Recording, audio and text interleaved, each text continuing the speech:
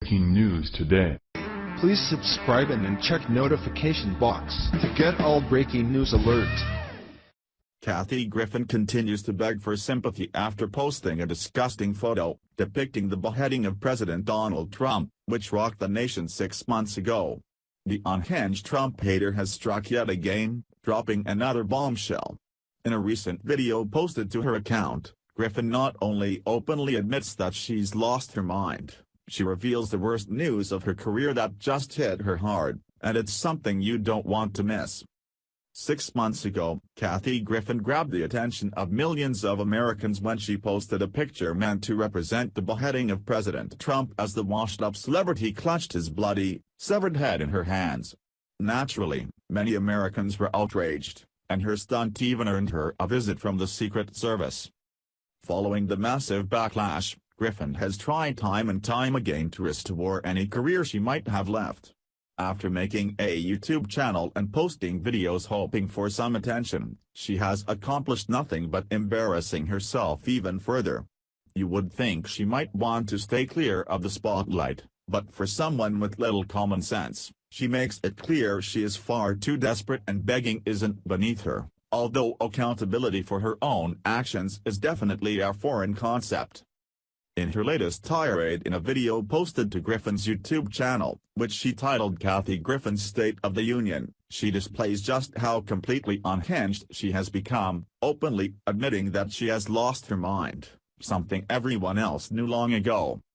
While addressing her cringe-worthy behavior, she had the audacity to complain about the continued fallout from her Trump beheading stunt.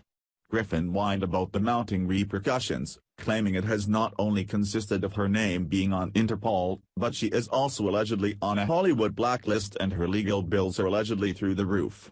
It seems beyond her comprehension that perhaps she's not getting work because she's actually a talentless hack who disgusts the majority of Americans.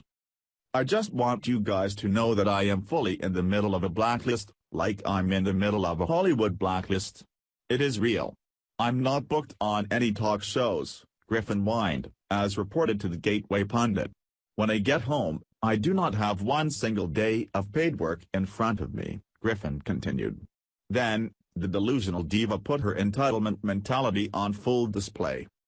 While groveling about how she wants to get back to work, she mentions that some have suggested she do the club scene again. However, Griffin quickly brushed off the suggestion, believing she is too good for that type of work. Apparently, she believes she's worked too hard in her life and is above that type of work.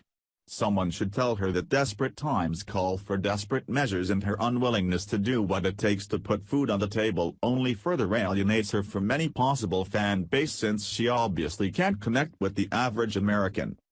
Does she forget the part where she was the one who threw any career she had down the toilet, forcing herself to start over completely? Hell, she should be grateful to do the club scene if she can get a gig, because, at this point, most of us wouldn't even want her flipping our burgers.